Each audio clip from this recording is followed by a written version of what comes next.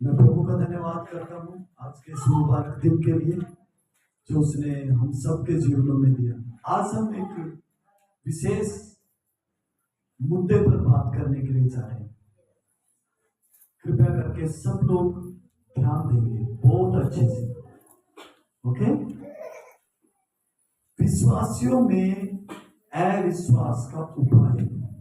विश्वासियों में भी अविश्वास होता है, विश्वासियों में भी अविश्वास का उपाय जो खुद खुदावंद यीशु मसीह बता रहे हैं। बस हमें अच्छे से ध्यान देना है, फोकस करना है कि हम अविश्वास का उपाय क्या करें। अविश्वास आजकल प्रभु के लोगों में भी पाया जाता है। आप लोगों को काफी टाइम हो जाता है यहाँ पर आते हुए, चर्च में आते हुए, और मैंने कई लोगों से, तो मैं ऐसे लोगों से मिला हूँ जो 15 10 20 साल से विश्वासी है, पर उनको प्रभु की प्रार्थना के अलावा और कोई प्रार्थना आती नहीं।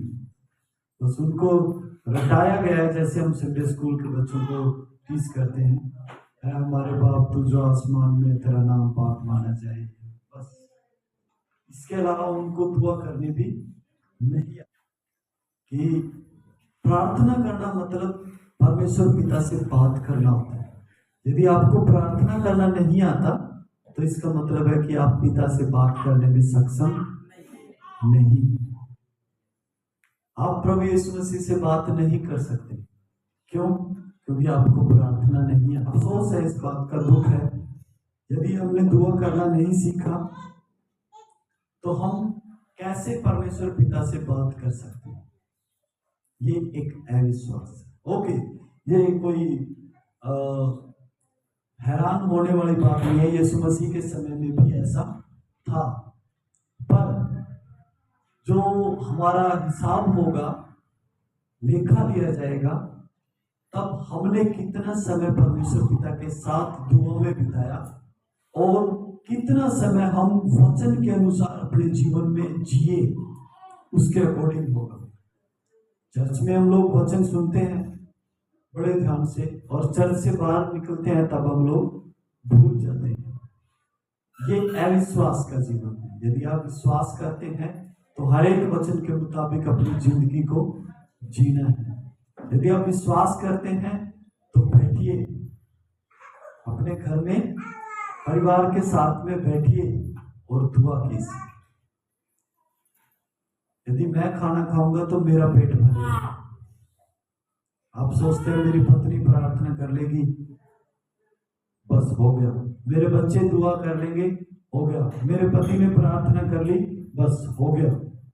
नहीं, यदि आप विश्वास करते हैं तो आपको भी प्रार्थना करनी चाहिए। ओके, दूसरे शब्दों में मैं बोलना चाहता हूं, यदि कोई धार्मिकता का जीवन ना बिताए या दुआ और प्रार्थना की जिंदगी ना जिए, उसे यीशु नहीं जानता। उसे यीशु नहीं जानता। बेटा इधर सुनो, सुन रहे? यदि आपको दुआ प्रार्थना नहीं आती तो आप यीशु को जानते हैं, पर यीशु आपको नहीं जानता, क्योंकि आपको प्रार्थना करनी नहीं आती, लोगों के लिए आपको मांगना नहीं आता, धार्मिकता आपके जीवन में नहीं है, तरस, दया, करुणा, प्रेम, मेल मिलाप, संयम, धीरज, विश्वास, आत्मा के फल आपके जीवन में नहीं है। जो परमेश्वर के गुण है वो आपके जीवन में नहीं है। Hallelujah, hallelujah. यदि अभी तक भी आपको प्रार्थना करना नहीं आती, ये आपकी रुकावट है। आपके कामों में रुकावट है, आपके आत्मिक जीवन में रुकावट है। इसमें पास्टर कुछ नहीं कर सकता, क्षमा करना। इसमें पास्टर, जो नए लोग हैं उनके लिए जायज है, क्योंकि वो नए हैं, उनको बताया नहीं गया, सिखाया नहीं गया। और जो काफी टाइम जिनको हो गया तो उनके लिए तो अफसोस की बात है। हालेलुया। विश्वासियों में भी अविश्वास है। एक वचन पढ़ेंगे मेरे साथ, मत्ती रचित सुसमाचार उसका 17 अध्याय उसका 1 आय। मत्ती 17:1 कोई भी पढ़िए। हालेलुया। 6 दिन के बाद यीशु ने पतरस और याकूब और उसके भाई यूहन्ना को साथ लिया और उन्हें एकांत में किसी ऊंचे पहाड़ पर ले गया। वहां उनके सामने उसका रूपांतर हुआ और उसका मुंह सूर्य के समान चमका और उसका वस्त्र ज्योति के समान उजाला हो गया। आमीन। 3 लोग, पतरस, याकूब और यूहन्ना और खुदावंद यीशु मसीह प्रार्थना करने के लिए एकांत के स्थान में गए। प्रार्थना करने के लिए लूका में लिखा है वो उनसे कुछ दूरी पे, एक डड़ा फेंकने की दूरी के इतनी दूर, वो उनसे कुछ इतनी दूर जाके दुआ करने लगा। और जब दुआ मतलब प्रार्थना करने लगा और जब प्रभु यीशु मसीह प्रार्थना कर रहा था तो क्या हो गया? प्रभु यीशु मसीह रूपांतरित हो गए। प्रभु यीशु मसीह क्या हो गए? रूपांतरित। रूपांतरित बोले तो उसका मुंह सूर्य के समान चमकने लगा और उसका वस्त्र ज्योति के समान चमकने। हालेलुया। इस बात को कौन देख रहे थे? तीनों चेले देख रहे थे। Very good. कौन बोल रहा है? Super, God bless you. तीनों चेले बड़े ध्यान से देख रहे थे और उनके मन में कुछ कुछ विचार आ रहे थे, ये एरिया है, ये ओके। मतलब उस प्रार्थना के समय में वो तीनों वहां पर मौजूद थे। हाँ, अब पिक्चर देख रहे हैं, चित्र बन रहा है। प्रभु यीशु मसीह उनसे कुछ दूर जाके दुआ कर रहे हैं और ये सब कुछ हो गया और वो पीछे देख रहे हैं। ओके, अब हम लोग नीचे आएंगे। ठीक है, पहाड़ से नीचे आएंगे। 14 को पढ़िए, में पढ़ेंगे। जब वे भीड़ के पास पहुंचे तो एक मनुष्य उसके पास आया और घुटने टेक कर कहने लगा, हे प्रभु, मेरे पुत्र पर दया कर, क्योंकि उसको मिर्गी आती है और वह बहुत दुख उठाता है और बार बार आग में और बार बार पानी में गिर पड़ता है। मैं उसको तेरे चेलों के पास लाया था पर वे उसे अच्छा नहीं कर सके। यीशु ने उत्तर दिया, हे अविश्वासी और हठीले लोगों, मैं कब तक तुम्हारे साथ रहूंगा, कब तक तुम्हारी सहूंगा, उसे यहाँ मेरे पास लाओ। बस। Hallelujah, hallelujah. अब यहाँ पर एक अलग सिचुएशन पैदा होती है। पहाड़ से जब वो नीचे आए, 9 चेले नीचे थे। 9 चेले नीचे थे। वो प्रार्थना नहीं कर रहे थे। वो प्रार्थना, वो तैयारियों में लगे हुए थे या फिर वो बाजार में थे या वो कुछ भी काम कर रहे थे, आपकी तरह बिजी थे। जो लोग बोलते हैं सॉरी पास्टर जी, टाइम नहीं, वेरी बिजी पर्सन, मैं बहुत बिजी हूँ, समय नहीं है मेरे पास। और चेले थे, वो भी चेले थे। प्रार्थना के लिए समय निकालना कोई अलग से डेट शीट नहीं देगा आपको। आपके खाने के समय में से समय निकालिए, सोने के समय में से समय निकालिए। ज्यादातर यीशु मसीह और आगे जब हम लोग प्रेरितों को देखते हैं, रात के समय में वो लोग प्रार्थना करते थे। पास्टर जी तो सो रहे हैं, पास्टर जी तो आराम कर रहे हैं। हालेलुया। ये 24 आवर्स का ड्यूटी है जो कभी खत्म नहीं होती, कभी भी खत्म नहीं होता। जो जुड़े हुए हैं, जो चेले हैं और जो पहाड़ पर जाके दुआ करने वाले हैं। पहाड़ पर जाना मजबूत चट्टान को दर्शाता है। हम यहीं पे रह के मजबूत चट्टान अर्थात यीशु से बातें करना, पूछना, कहना, सुनना, जो इन बातों में समय बिताते हैं वो लज्जित नहीं होते, वो शर्मिंदा, उनको दुष्ट आत्माएं जानती हैं, उनको दुष्ट आत्माएं पतरस को भी जानती थी, याकूब को भी जानती थी, यूहन्ना को भी जानती थी, पर जो ये 9 नीचे थे उनको दुष्ट आत्मा।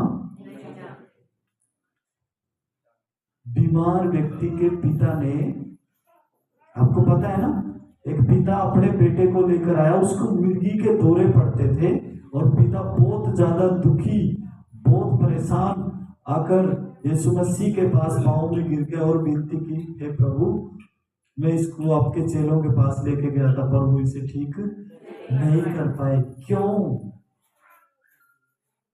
क्योंकि वेरी गुड, क्योंकि प्रार्थना उनके जीवन में, उनको बहुत बड़ा भरोसा था, हम तो यीशु के साथ हैं, हम तो आज आपको भी शायद बहुत बड़ा भरोसा होगा, हम तो चर्च जाते हैं, हम तो चर्च जाते हैं, हमने तो नाम ले रखा है यीशु मसीह का, पर ये काफी नहीं है, ये काफी नहीं है। तो हम क्या करें? तो हम क्या करें? चर्च आपकी सपोर्ट में कैसे खड़ा हो सकता है?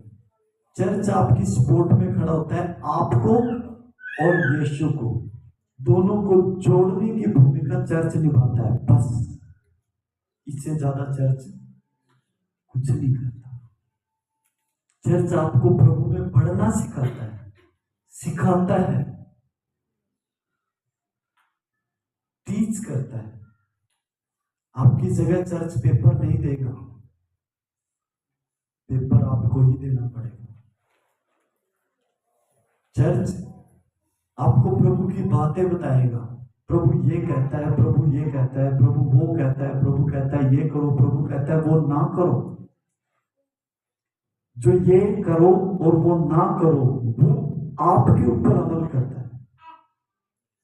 जब आप पिता की बात मानेंगे, जिसको चर्च आपको बता रहा है, पास्टर आपको बता रहा है, तो पिता क्यों नहीं करेगा? तो पिता आपके लिए, सपोज करो किसी बाप के 2 बेटे हैं, एक लायक और एक नालायक। मैं भी पिता हूं और मेरे भी 2 बेटे हैं और दोनों लायक हैं। हाँ, प्रभु का धन्यवाद करता हूं, हालेलुया। और मेरे आत्मिक बेटे बहुत हैं जिन पर मुझे गर्व है, मैं प्रभु का बहुत बहुत धन्यवाद करता हूं, बेटियों पर उनसे ज्यादा गर्व है। हालेलुया। एक पिता के 2 बेटे थे, एक लायक और एक नालायक। पिता कहता है बेटा जा खेत में जाके फसल देख के आ जा। लायक बेटा तुरंत जी पिताजी, जी पिताजी। सुन रहे हैं आप लोग? ये आपके अंदर जाना चाहिए, आपके हृदय में जाना चाहिए। हालेलुया। लायक बेटे को जब आदेश मिला पिता की तरफ से, तुरंत गया और जाके फसल को देख के आया। नालायक बेटे को पिता ने सोचा जिम्मेदारी देने के लिए, बेटा आज से ये जमीन, ये सब मेरे बाद तुझे देखना है, अच्छे से इसकी देखभाल करना। नालायक बेटे ने हाँ तो किया, परंतु जमीन की देखभाल कुछ भी नहीं किया। जमीन की देखभाल नहीं की, कुछ बोया नहीं तो कुछ उगेगा भी नहीं। पर जो लायक बेटे को जो जमीन दी, उसकी अच्छे से उसने देखभाल की, उसने बोया और उगा भी, क्योंकि वो लायक है, वो मेहनती है, वो जानता है मेरे पिता का आदेश है, मुझे इस जमीन की देखभाल करनी है। वो गया, उसने मेहनत की, बीज बोया, जितना उगना था उतना उगा और उसने पेट भर खाने पाया, अपना जीवन अच्छे और कुशलता से निर्वाह करने पाया। दूसरा नालायक था, उसने रखी तो है टैंकी में, क्या बोलते हैं, अनाज के खत्ते में गेहूं, अब क्या करना है, बो के छोटो पर कुछ नहीं बोया तो कुछ उगा भी नहीं। अब पिता क्या कर सकते हैं उनके लिए? लायक के लिए क्या कर सकता है और नालायक के लिए, नालायक के लिए पिता कुछ नहीं कर सकता, क्योंकि सब कुछ उसको दे दिया। अब उसे खुद करना है और लेना है। नालायक जो लायक है उसके लिए भी पिता कुछ नहीं कर सकता। चंद शब्द बहादुरी के बोलेगा, wow very good, I proud of you my son, है ना, मेरे बेटे मुझे तुझ पे गर्व है, वाह बहुत अच्छा काम किया। और ये उस लायक बेटे के लिए बहुत होगा। नालायक को परेशान होना पड़ेगा 1 साल तक, शायद अगले साल शायद उसको अकल आ जाए कि मुझे हाँ बोना चाहिए, यदि मैं बोऊंगा तभी तो मैं काटूंगा और 1 साल भर आराम से खा पाऊंगा।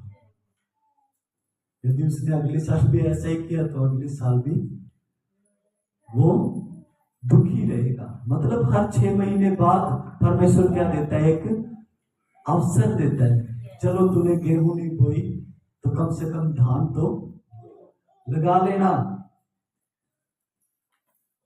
जब हर 6 महीने बाद एक अवसर देता है प्रभु। अब आपको करना है। अब किसको करना है? आपको करना है। आपको करना है। आपको प्रार्थना नहीं आती, रात को 2 बजे मुझे फोन करके पूछो, पास्टर जी मुझे प्रार्थना नहीं आती, मुझे प्रार्थना सिखाओ। देखते सारा दिन तो पूछे नहीं, रात नहीं पूछे। कोई इमरजेंसी है, कोई परेशानी है तो आप जरूर फोन कीजिए, हम आपको फोन उठाएंगे, ठीक है। यदि आप पूछेंगे तो भी मुझे कोई झिझक नहीं है, मैं आपको बताने में कोई शर्म नहीं मानता। 100 बार पूछिए, मैं बताऊंगा, क्योंकि ये मेरा काम है। मुझे परमेश्वर ने इसीलिए ठहराया और अभिषेक किया कि मैं आपको दुआ प्रार्थना का जीवन, उपवास और प्रार्थनाएं आपको सिखाऊं। भय और भक्ति में कैसे हमें जिंदगी जीनी है, कैसे हम परमेश्वर के अजीज और चाहने वाले बनना है, ये मैं आपको सिखा पाऊं। ये मेरा काम है, परमेश्वर ने मुझे दिया है। पर एक काम आपका भी है जो आपको करना है, जो आपको आपने सीखा उसे क्रिया में लेकर आना है। Hallelujah, hallelujah. यहाँ पर 9 चेले दुष्ट आत्मा को निकाल नहीं पाए। क्यों? क्योंकि उनके जीवन में प्रार्थना नहीं थी, या फिर वो बिजी थे। पर जब प्रभु यीशु मसीह, पतरस, याकूब और यूहन्ना पहाड़ से नीचे उतरकर आए, तब उस व्यक्ति को जो मिर्गी का सताया हुआ था प्रभु के पास लाया गया। प्रभु यीशु मसीह ने एक बात कही, लिखा हुआ है, हे अविश्वासी और हठीले लोग, हे अविश्वासी और हठीले, ढीठ, कठोर, मैं कब तक तुम्हें सहूंगा? मैं कब तक तुम्हारी सहूंगा और कब तक तुम्हारे साथ रहूंगा? Hallelujah, hallelujah, hallelujah. वचन में लिखा हुआ है, स्वर्ग और पृथ्वी का सारा अधिकार मुझे दिया गया। यीशु कहता है, स्वर्ग और पृथ्वी का सारा अधिकार मुझे दिया गया है, इसीलिए तुम जाओ, इसीलिए तुम जाओ। मतलब स्वर्ग और पृथ्वी का अधिकार मुझे दिया गया और यह अधिकार मैं तुझे देता हूं। आगे लिखा हुआ है लूका में, मरकुस विचारों सुसमाचार में लिखा, जैसे पिता ने मुझे भेजा वैसे मैं तुम्हें भेजता हूं। ये उनको भेज रहे हैं जो यीशु मसीह के मन के लोग, यीशु मसीह के मन के लोग। आज यीशु फिजिकली हमारे बीच में नहीं है, पर आत्मिक रूप से यीशु हमारे बीच में है। हर एक कलीसिया के अंदर एक सेवक है, हर एक कलीसिया के अंदर एक जो आपको यीशु को दिखाता है, यीशु के चित्रण को दिखाता है, यीशु के जीवन को प्रकट करता है। Hallelujah, hallelujah, hallelujah. पास्टर यीशु नहीं है, पर पास्टर यीशु के जीवन को, जीवन चरित्र को आपके सामने रखता है। आप भी और पास्टर भी दोनों इस कलाम को, इस वचन को यीशु मसीह के चित्रण के रूप में देखकर अपना जीवन जीते। हालेलुया। यदि हम दोनों में से, यदि हम कोई भी इससे चूकता है, कोई भी इससे, तो दुष्ट आत्माएं कहती है मैं नहीं जानती तने। दुष्ट आत्माएं क्या कहती है? मैं तने। आगे लिखा हुआ है यीशु ने दुष्ट आत्मा को डांटा, वो उसमें से निकल गई, उसी घड़ी वो लड़का चंगा हो गया। पतरस एक दुष्ट आत्मा इस बाइबल के अंदर प्रेरितों के काम है। दुष्ट आत्मा कहती है मैं पतरस को भी जानती हूँ, मैं पौलुस को भी जानती हूँ, तू कौन है? हालेलुया। तू कौन है? उस दुष्ट आत्मा ने इनको क्या किया? नंगा करके भगा दिया। क्यों? क्योंकि उसके जीवन में प्रार्थना नहीं थी, दुआ नहीं थी, विश्वास नहीं था, ईमान नहीं था। हालेलुया। जब आप ईमान रखते हैं, हाँ, जब आप ईमान रखते हैं, भरोसा रखते हैं, तो क्या करें? स्वर्गीय पिता भी आपको जानता है, क्योंकि जीवन की पुस्तक में आपका नाम लिखा रहता है। और दुष्ट आत्माएं भी आपको, आपकी आहट को भी जानती है, आपकी आहट को भी। एक बहन के अंदर दुष्ट आत्मा आई हुई थी, वो आपकी आहट को जानती। जब मुझे पता चला, मैं खाना खा रहा था, मुझे पता चला कि ऐसे ऐसे करके प्रॉब्लम हो गई और दुष्ट आत्मा आई हुई है। नए वो लोग प्रभु में आए थे, तो मैंने खाना तुरंत छोड़ा और मैं वहां पर गया। जब उनकी घड़ी ऐसे करके फिर ऐसे सीधा,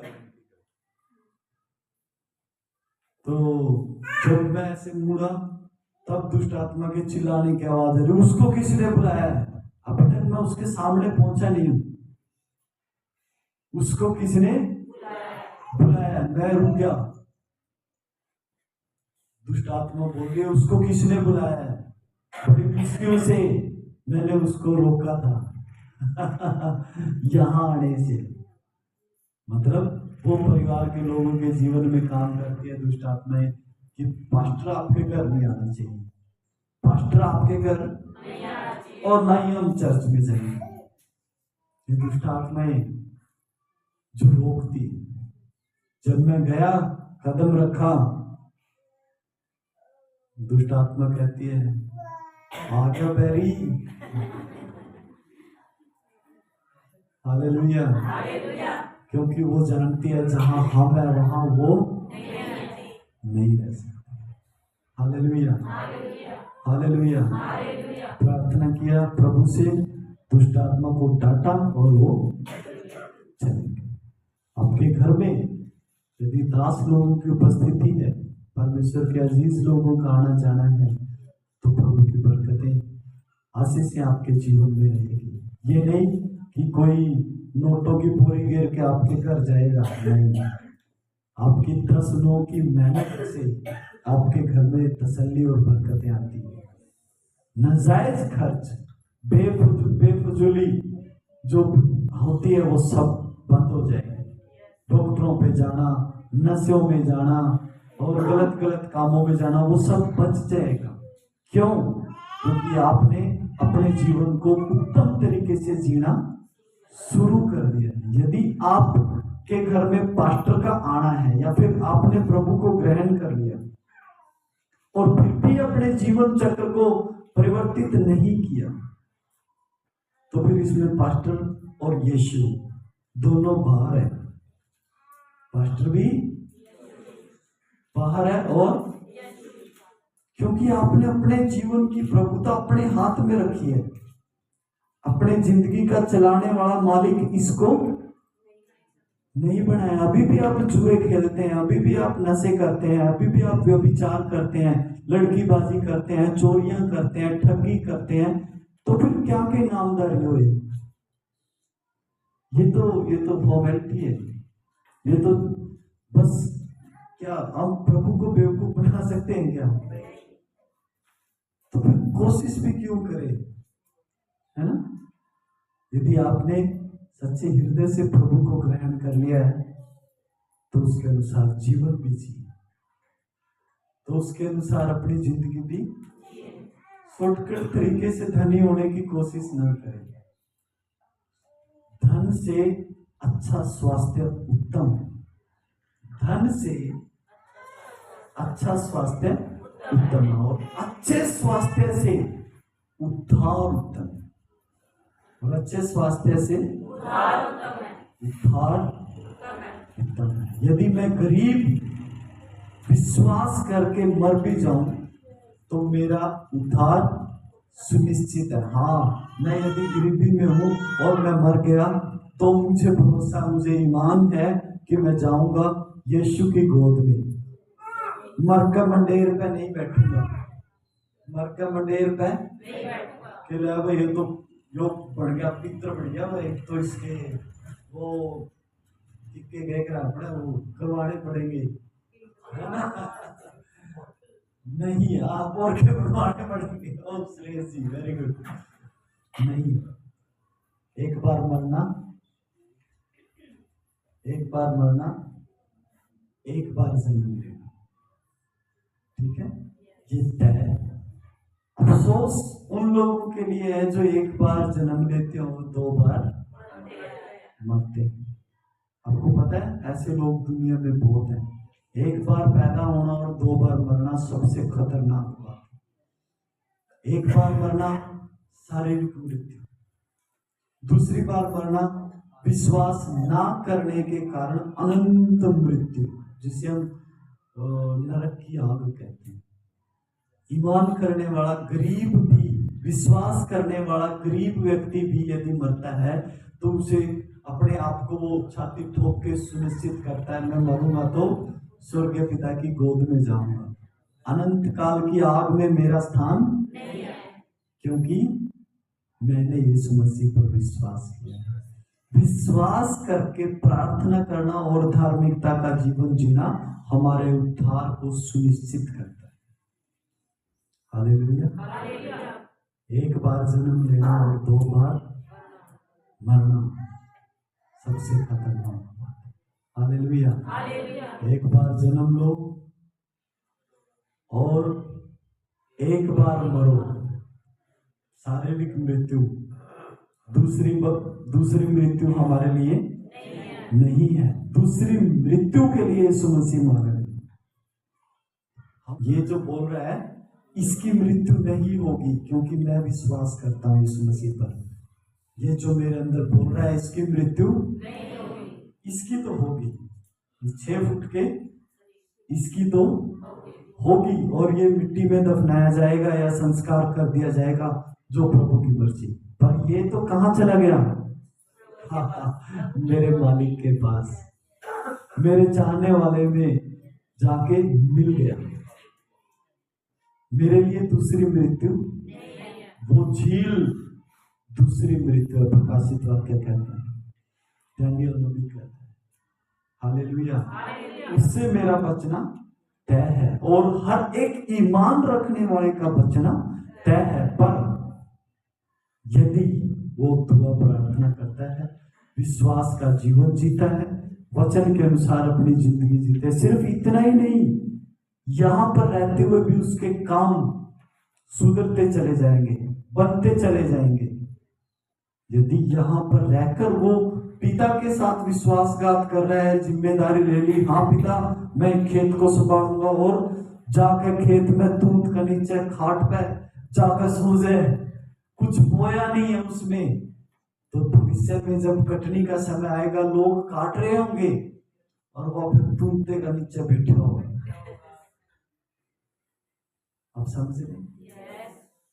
यदि आज आपने अपने जीवन को नहीं जांचा, अपने अविश्वास का उपाय नहीं किया, यीशु मसीह के लिए कोई मुश्किल काम है? यीशु मसीह के लिए विदेश भेजना कोई मुश्किल काम है? यीशु मसीह के लिए आपको चंगा करना कोई मुश्किल काम है? दया करना आपका कोई मुश्किल काम है? कुछ भी मुश्किल नहीं, बस आप लायक संतान बनो। क्या बनो? लायक संतान बनो, अच्छे बच्चे बनो जिसे पिता देख के खुश होता है। यीशु मसीह की तेरे गुस्सा में आकर नू नहीं कहा मैं कब तक था उन्हें जेल लूंगा, हे अविश्वासी और ठीक ले लोगो, गुस्सा में था। ठीक है, और इस वाक्य को यदि हम प्यार से बोलेंगे तो मैच नहीं करता। Okay, hallelujah. क्या आप तैयार हैं? किस लिए? अपने जीवन में प्रार्थना करना सीखो। अपने पति से पूछिए, अपनी पत्नी से पूछिए, अपने बच्चों को कहिए आओ हम प्रार्थना करें, आओ हम पूरा परिवार बैठ के प्रार्थना करें। अपने घर के माहौल को आप बदल सकते हैं। कोई पास्टर बाहर से आके मेरे जैसा आपके घर के माहौल को नहीं बदल सकता, नहीं। मैं आत्मिक परिस्थितियों को बदल सकता हूँ, पर आपके फैमिली को इकट्ठा नहीं बिठा सकता। मैं आपके लिए प्रार्थना कर सकता हूँ, आपकी जगह प्रार्थना नहीं कर सकता। अपने जुआ खेलने वाले दोस्तों को आपने मना करना है, व्यभिचार करने वाले साथियों को, सहेलियों को आपने मना करना, नहीं मैंने ये सब छोड़ दिया है। गलत काम, गंदे सहभागी, आपने इन बातों का ख्याल रखना है। अपने उन वीकनेस को, कमजोरियों को आपने पकड़ना है। कृष्णा, आपने पकड़ना है। उन वीकनेस को आपने देख लेना है, मेरे जीवन में ये कमी है, मुझे इस कमी को दूर करना है। मुझे प्रभु का बेटा बनना है, मुझे परमेश्वर की संतान बन के उसके अनुसार जीवन जीना है। 7 मार्ग भलाई के परमेश्वर आपके लिए खोल सकता है। 7 मार्ग। आप एक के लिए रो रहे हो, एक मार्ग के लिए तड़प रहे हो, मेरा ये काम हो जाए, मेरा ये काम हो जाए, मेरा ये काम नहीं होता। अरे बिल्कुल भी नहीं। परमेश्वर के घर में कभी रुकावट नहीं है। बस आप लेने के लायक बनना है, लेने के लायक बनना है। बहुत बार लोग बोलते हैं मैं तो बहुत दुआ प्रार्थना करता हूँ, मैं इतने दिनों से इस चीज के लिए दुआ कर रहा हूँ, नहीं हो रहा।